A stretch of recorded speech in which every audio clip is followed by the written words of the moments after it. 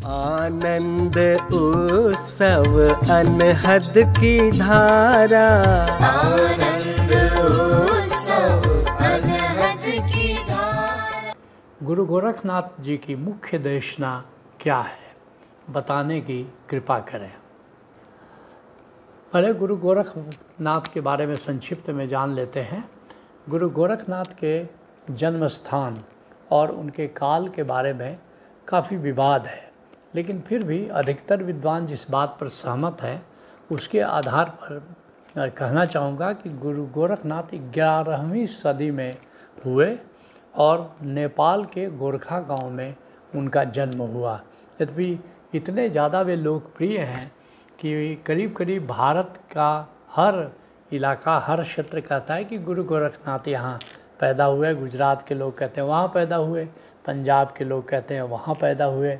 तो अलग अलग मान्यताएं हैं, लेकिन अधिकतर विद्वान इस बात पर सहमत हैं। और मुझे गुरु गोरखनाथ के जो जन्मभूमि गांव है वहाँ पर जाने का, जो गोरखा गांव है वहाँ जाने का मुझे मौका मिला है और मुझे ऐसा प्रतीत होता है कि गोरखनाथ जी की जन्मभूमि गोरखा गांव ही है जो नेपाल में स्थित है। लेकिन जहाँ तक कर्म भूमि की बात है, संपूर्ण भारत उनकी कर्म भूमि रही है। कहीं उन्होंने तपस्या की है, कहीं कुछ चमत्कार किया है, कहीं उन्होंने संगोष्ठी की है। तो संपूर्ण भारत ही उनकी कर्म भूमि रही है। गुजरात में जाओ तो गिरनार पर्वत पर उनकी स्थली है। उसी तरह से अलग अलग पंजाब में कई आख्यान मिलते हैं कि संत संगोष्ठी उन्होंने किया है। तो संपूर्ण भारत करीब करीब उनकी कर्म भूमि रही है। आज भी गोरखपुर में उनका मठ है और अभी भी वहाँ पर उनकी जीवंत परंपरा है। गोरखनाथ के गुरु हैं और बड़े चर्चित हैं, और गुरु मच्छिंद्र नाथ हैं। और मच्छिंद्र नाथ के यश गाने में जब गोरखवाणी में तुम देखोगे, शुरू में ही गुरु गोरखनाथ ने अपने गुरु के बारे में जो वक्तव्य दिया है उससे प्रतीत होता है कि उनके गुरु मच्छिंद्र नाथ बड़ी अद्भुत प्रतिभा के धनी थे।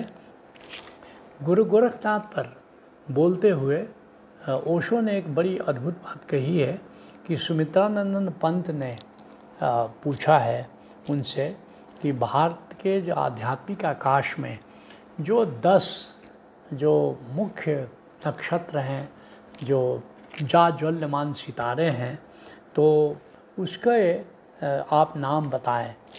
नाम ओशो बताते हैं 10 का। फिर सुमित्रानंद पंत कहते हैं कि अच्छा आप 9 का बताइए, फिर 9 का बताते हैं, 8 का बताइए, और ऐसे करते करते बोलते कब 4 का बताइए। तो कहते हैं कि कृष्ण है, बुद्ध है, पतंजलि है और गोरख है। और फिर सुमित्रानंद पंत कहते हैं अच्छा आप 3 का बताइए। कहते हैं कि नहीं, अब ये 4 पिलर्स पर, 4 स्तंभों पर भारतीय अध्यात्म की इमारत टिकी है। अब एक को भी हटा दो तो इमारत गिरने की संभावना है।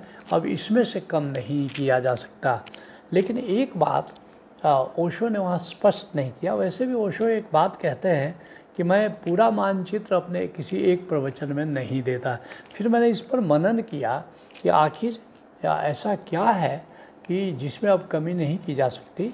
और मनन के बाद मैंने इस बात को समझा कि जैसे कोई सरोवर होता है तो 4 घाट उसके होते हैं, उसी तरह अध्यात्म का जो सरोवर है उसके 4 घाट हैं।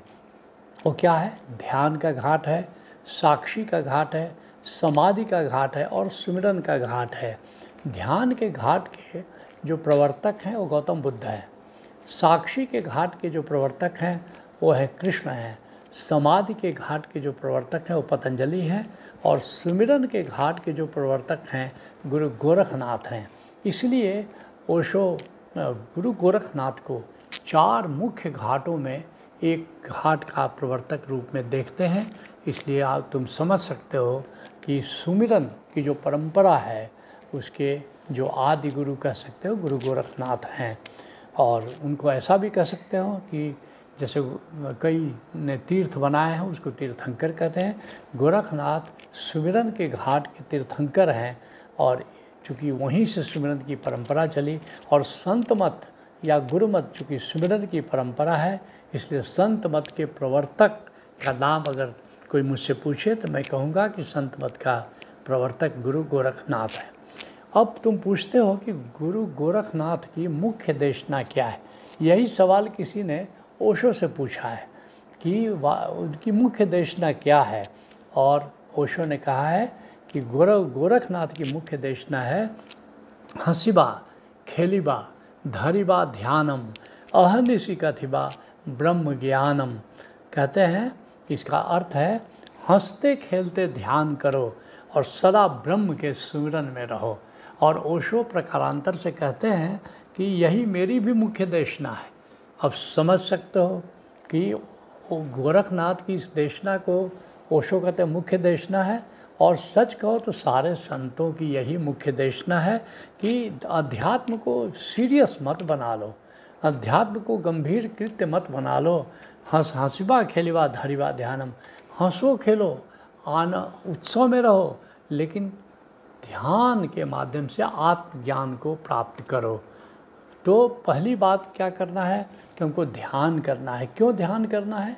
ध्यान करने से आत्मज्ञान होता है। तो आत्मा में स्थित हो जाओ, आत्मा में स्थित आत्मज्ञान प्राप्त करना, आत्मा में स्थित होना, साक्षी होकर के जीना। तो ये आध्यात्मिक जो देशना है या जीवन की जो देशना है, उसके लिए पहली बात बहुत आवश्यक है, बिना आत्मा को जाने, बिना आत्मस्मरण में जिए आध्यात्मिक जिंदगी, आध्यात्मिक जीवन नहीं हो सकता।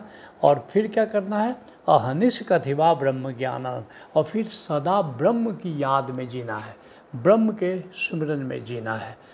क्या कहना चाहते हैं कि भीतर ध्यान करो और बाहर प्रेम करो। सारे संतों की करीब करीब देशना है, लेकिन गोरखनाथ को आधार बना करके ये बात हम प्रस्तुत कर रहे हैं। या इसको ऐसे भी कह सकते हो, भीतर आत्म सुमिरन हो और बाहर हरि सुमिरन हो। इसको अलग अलग तरह से भी कह सकते हो, जैसे कह सकते हो भीतर आनंद हो और बाहर उत्सव हो। और करीब करीब जैसा मैंने कहा कि ओशो भी यही बात कह रहे हैं, और सभी संत इस बात को कह रहे हैं। बंगाल के प्रसिद्ध संत हुए चंडीदास कहते हैं, क्या उनकी देशना क्या है? इसी से मिलती जुलती है। क्या कहते हैं? आनंद आमार गोत्र। गोत्र कहते हैं जो बीज है, जहाँ से कुल बीज है उसको गोत्र कहते हैं। किस ऋषि से तुम्हारे पूर्वज जुड़े रहे, जैसे किसी का गोत्र भारद्वाज है, अर्थात कि हमारे पूर्वज भारद्वाज ऋषि के शिष्य थे। तो कहते हैं आनंद हमार गोत्र, मूल हमारा क्या है? आनंद है। और उत्सव हमार जात, जाति फैलाव जो बाहर का फैलाव है, सामाजिक फैलाव है, उसको जाति कहते हैं। तो कहते हैं उत्सव हमार जात, अर्थात भीतर आनंद बाहर उत्सव। इस बात को आनंद गीता में हमने लिखा है, तुम हंसो कि गौतम बुद्ध हंसे, तुम नाचो कि मीरा नाचे। क्यों? हमारे हंसने से सारा अस्तित्व हंसता है, हमारे हंसने से सारे संत खुश हो जाते हैं। तुम नाचो कि मीरा नाचे, जब हम नाचते हैं आनंद में, उत्सव में, तो सारा अस्तित्व नाचता है, सारे संत नाचते हैं, क्योंकि सब गए कहाँ हैं, सब की नज़र में हम होते हैं। और जब भी कोई आध्यात्म की यात्रा करता है, जब भी कोई अध्यात्म के मार्ग पर कदम रखता है, तो सारे संतों की नज़र में हम आ जाते हैं। हमारी खुशी उनकी खुशी हो जाती है, हमारा गम उनका गम हो जाता है। तुम गाओ की गाए नानक, कान्हा की वंशी फिर बाजे, हो राम नाम के सभी रिंद, आओ ऐसा हम रचे हिंद, अत रामम शरणम गच्छामि, भज ओशो शरणम गच्छामि। कबीर साहब इस बात को कह रहे हैं, जोग जुगुत से रंग महल में पिय पायो अनमोल रिये। जोग जुगुत क्या है? ये ध्यान है। और इससे रंग महल में, वो रंग महल कहाँ है? हमारा जो अंतर आकाश है वही रंग महल है। और पिय पायो अनमोल रे, वहाँ पर आत्मा के रूप में हम गोविंद को, अपना जो प्रियतम है, उसको पा लेते हैं। इसीलिए संतों ने आत्मा को गोविंद का चरण कमल कहा है, चरण कमल कहा है।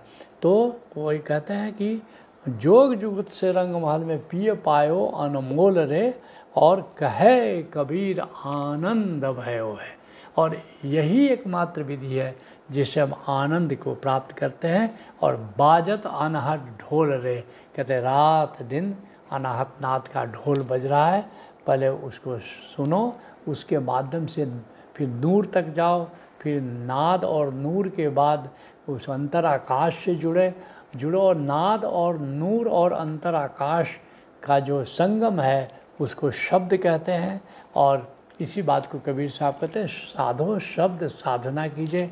उस शब्द की साधना करने से हम आनंद को प्राप्त हो जाते हैं। और फिर ये तो आर ब्रह्म की साधना है, और यही जब पार ब्रह्म में जब शब्द की साधना करते हैं, जब पार ब्रह्म को हम जानते हैं, इस जो बहिराकाश की चैतन्यता को जानते हैं और फिर उसको प्रेम में पढ़ते हैं, उसके स्मरण करते हैं, तो फिर हमारे लिए उत्सव हो जाता है। भीतर आनंद और बाहर उत्सव का मतलब है कि अब हम आत्मा में स्थिर हो जाए, स्थित प्रज्ञ हो जाए, आत्मा में स्थित होकर के आनंद को प्राप्त करें और ब्रह्म को प्रेम करके उत्सव में जिए। अर्थात कि ज्ञान जो है वो हमारा आनंद हो जाए और भक्ति हमारे लिए उत्सव हो जाए। और इस बात को दादू साहब कह रहे हैं, मन निर्मल स्थिर होत है राम नाम आनंद। कहते हैं कि ध्यान से क्या होता है, मन निर्मल हो जाता है और स्थिर हो जाता है। मन सामान्यतः चंचल होता है, तुम सब जानते हो, लेकिन जैसे ही ध्यान में हम स्थित होते हैं, जैसे ही हम आत्मस्मरण में रहते हैं, साक्षी में रहते हैं, तो हमारा मन स्थिर हो जाता है और आनंद की बरसात शुरू हो जाती है। और दादू दर्शन पाइए पूर्ण परमानंद। और फिर तो बाहर भी हमारी चेतना ब्रह्म में स्थिर होने लगती है, ब्रह्म के प्रेम में रहने लगती है। और परमानंद उत्सव के लिए कह रहे हैं कि वहाँ परमानंद घटित होने लगता है। तो गोरखनाथ की मूल देशना है, भीतर हंसिबा खेलिबा धरिबा ध्यानम अहनिशि कथिबा ब्रह्म ज्ञानम। अर्थात भीतर आनंद, बाहर उत्सव, जिसके लिए चंडीदास ने कहा, आनंद आमार गोत्र उत्सव आमार जात। आनंद उत्सव अनहद की धारा, आनंद